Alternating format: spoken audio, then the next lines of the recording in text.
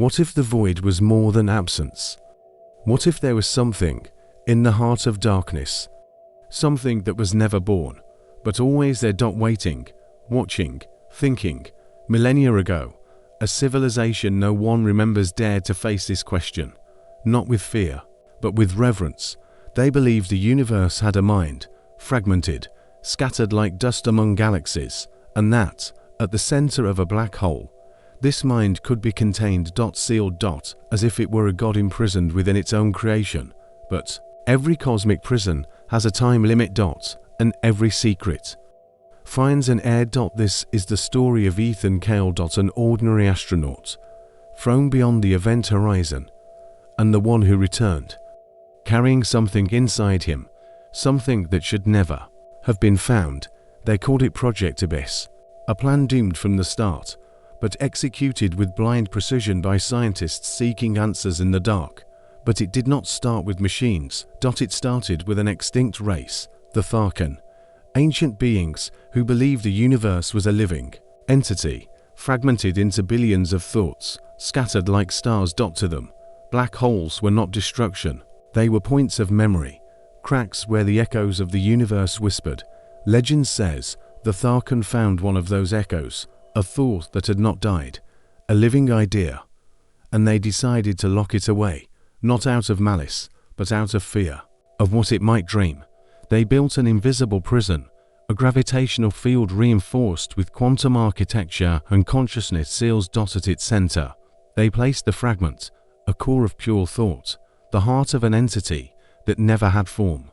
But the universe does not forget, and what is buried in time returns with another name. Millennia passed, the echo remained trapped, watching, waiting, and whispering, very softly, to those who dared come too close. Those who heard the whisper never returned the same.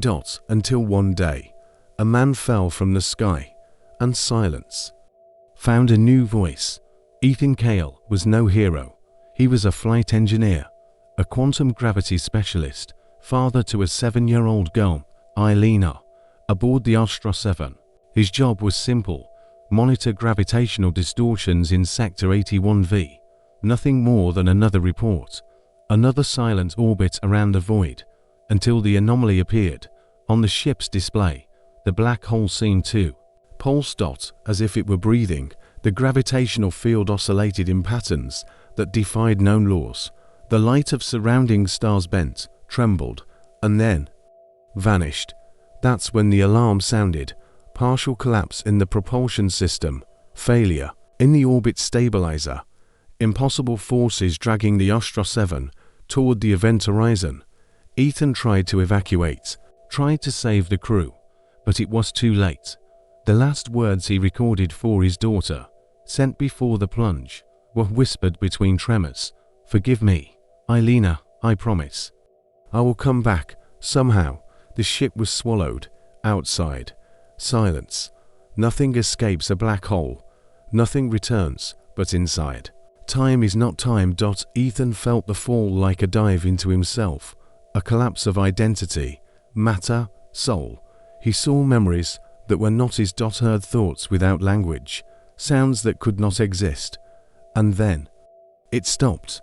There was no light. No body. Only consciousness floating in a sea of silence. And it was there, at the core of the impossible, that something found him, not with words, but with presence, a sleeping will, as old as the birth of space. An entity without a name, watching since before galaxies, and at that moment decided not to let him die, because Ethan Cale was not just another, he was the right moment. There was no time. There was no body, only a perception, floating on the threshold of what existed and what should never have existed. Ethan did not understand where he was, but there were no questions. Not at first. There was only a deep, silent calm, as if his mind was being cradled by an invisible force, a presence that did not touch, but enveloped. There, he was not Ethan Cale.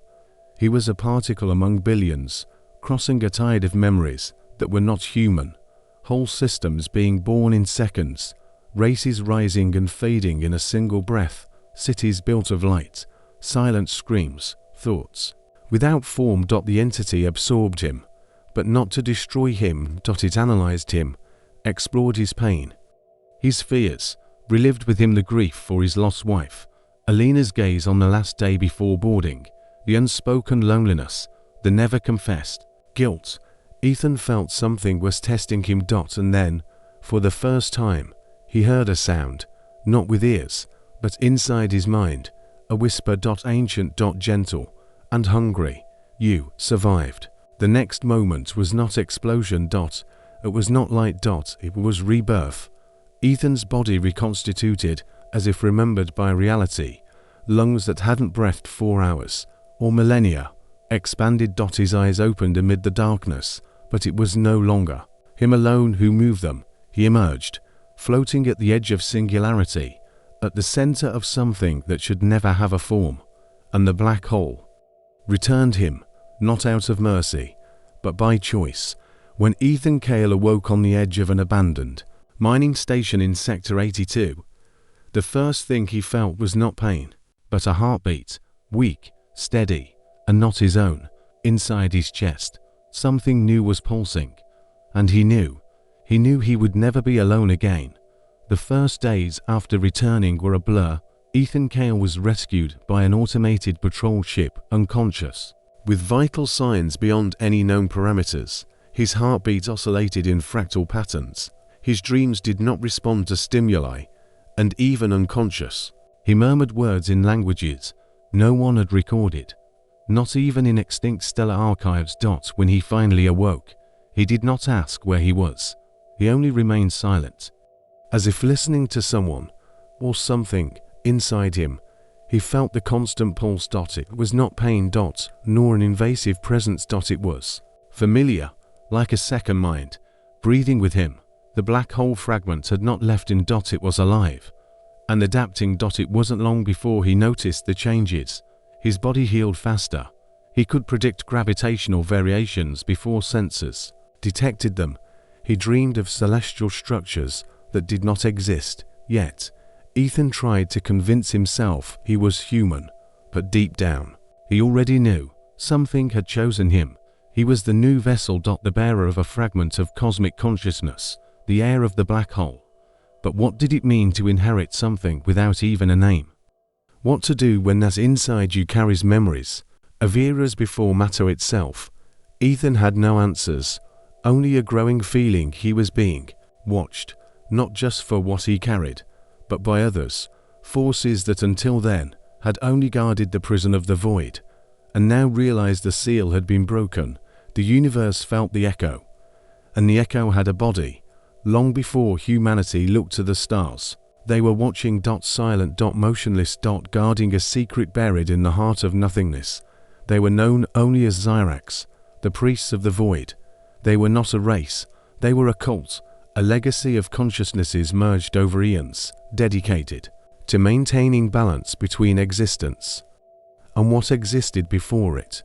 The Xyrax did not worship gods, they guarded prisons. And the oldest of them was at the core of the black hole where Ethan had fallen. For them, the return of a living being from that darkness was no miracle. It was violation, profanation of the universe's oldest pact.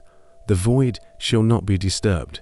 And when the echo of the sleeping entity touched the dimensional sensors of Onkaltir, the Xyrax's orbiting monastery, there was no doubt the fragment had escaped and found a host. Ethan Cale. In the sacred records, this was the omen of the rupture, the moment the imprisoned consciousness would awaken through another corrupt matter and due time.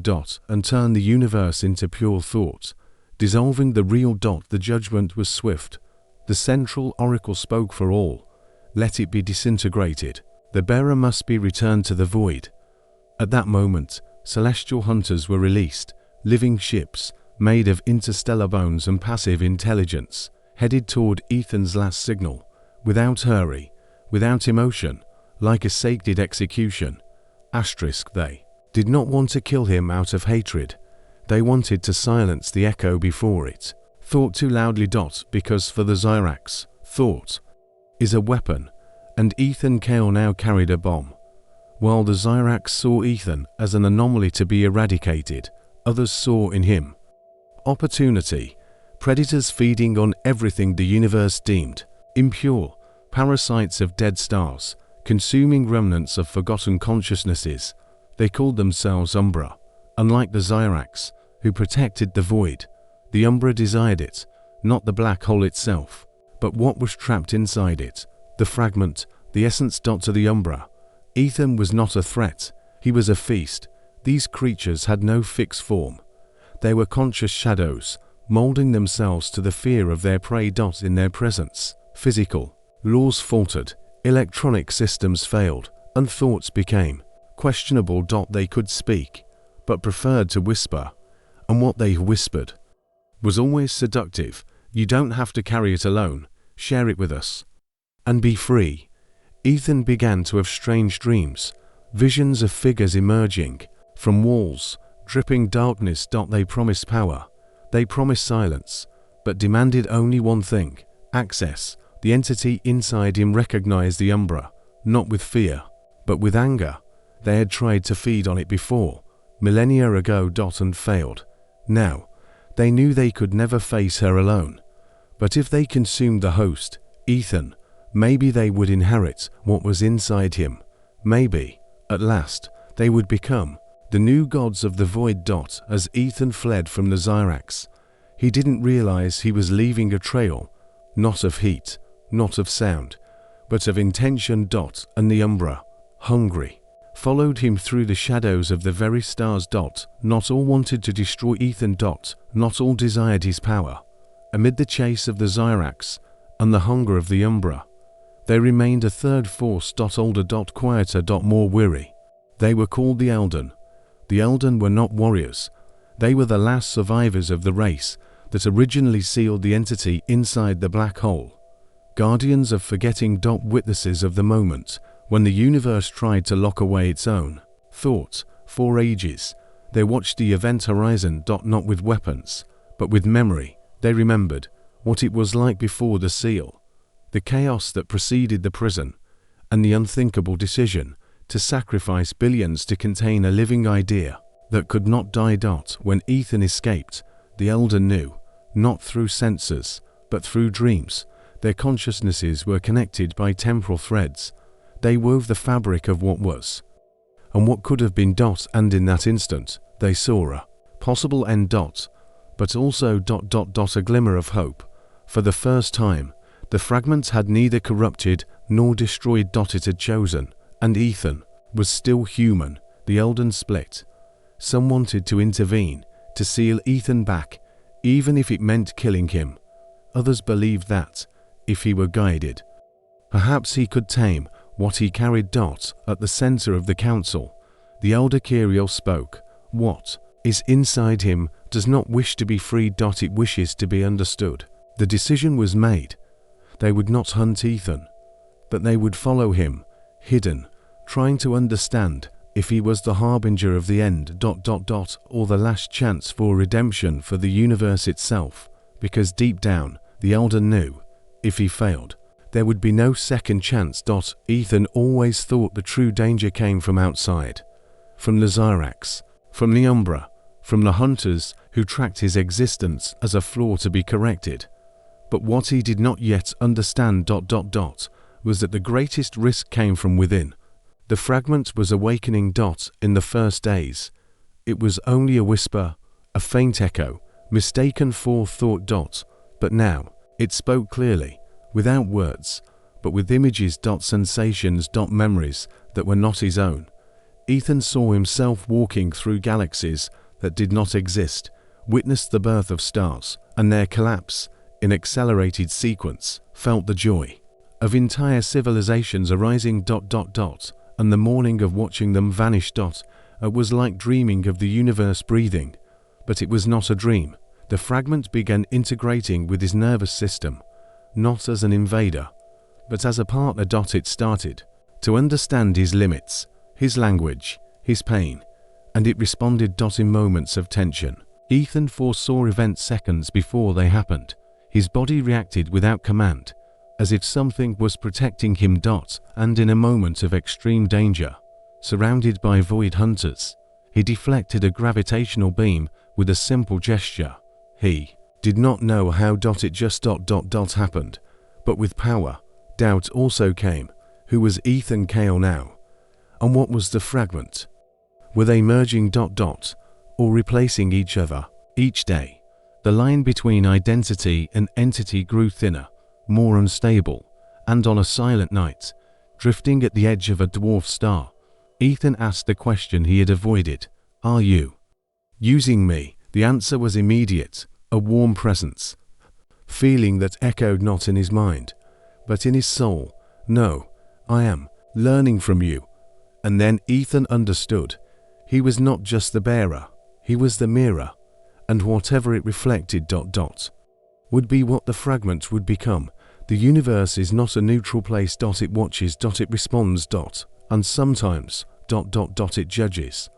The presence of the fragment in Ethan had broken an ancient balance, not just between races or factions, but between the very pillars of reality. Forces that existed beyond known space began to manifest. Fissures opened in regions where matter collapsed, and time reversed. And at the center of it all, Ethan's presence pulsed like a beacon that could no longer be ignored. It was then that the Council of Echoes arose, non-physical entities, formed by patterns of energy and memory, gathered in a plane outside linear time. Ethan was brought there, not by technology, but by existential summons. He faced 12 manifestations. Each represented an aspect of the cosmos: order, chaos, beginning, end, forgetting, ascension. Their words were unnecessary. Communication was pure intention. The judgment would begin. The first echo spoke. You carry what was sealed. You should not have returned. The second completed. But you did. And now, what will you do with what chose you? Ethan had no ready answers. The truth was, he did not yet know what he would become. But he knew what he did not want to be. Another mistake. Another threat the universe would need to erase. So, for the first time, he did not speak with fear, nor with anger, but with purpose. I did not break the seal, but I will decide what it becomes. The entities fell silent. Reality around them flickered, and without warning, Ethan was returned to his time. But he had neither won nor lost. The judgment had not been a sentence. It was a warning. Everything now depended on his next choice. The entire universe seemed to hold its breath. Time flickered. Matter vibrated in silence. And at the center of it all, Ethan Cale, the man who returned from the impossible, was about to decide the fate of something that should never have awakened. The entity inside him was no longer a fragment. It was a reborn consciousness. Matured. Influenced by the human emotions. It learned to feel through Ethan. Fear. Empathy. Doubt. Hope. It no longer wanted to flee. It wanted to exist. To be. But to do that, it would have to break the final seal, the one separating it from the fabric of reality. And Ethan was the key. At the heart of a dying star, where the Zyrax, Umbra, and Eldon converged, Ethan was confronted. Not with violence. But with choice. Locking the entity again meant sacrifice. Sealing his own body as a living prison for all eternity. An act of annulment. An end. But freeing it. Was opening a breach to the unknown. Something that could illuminate the cosmos with new wisdom, or consume it entirely. Ethan looked into the void. Felt the entity pulsing in his chest. And for the first time, understood. It was not evil. It was pure. War. A primordial thought that never had a voice. Now, it had one. With a whisper, Ethan spoke. You are free. And the universe. Trembled. The entity rose, not as a monster, but as a living dawn. It expanded across galaxies, not as destruction, but as a restart. Some worlds would call it a goddess. Others, a curse. But Ethan knew it was the mirror of what he chose to be. And then. It disappeared. No one knows for sure what happened to him. Some say he fused with the entity. Others say he still travels among stars, whispering to those who listen to the void. But one thing is certain: the heir of the black hole was not the end. It was the beginning of a new cosmic consciousness, and maybe of a new universe.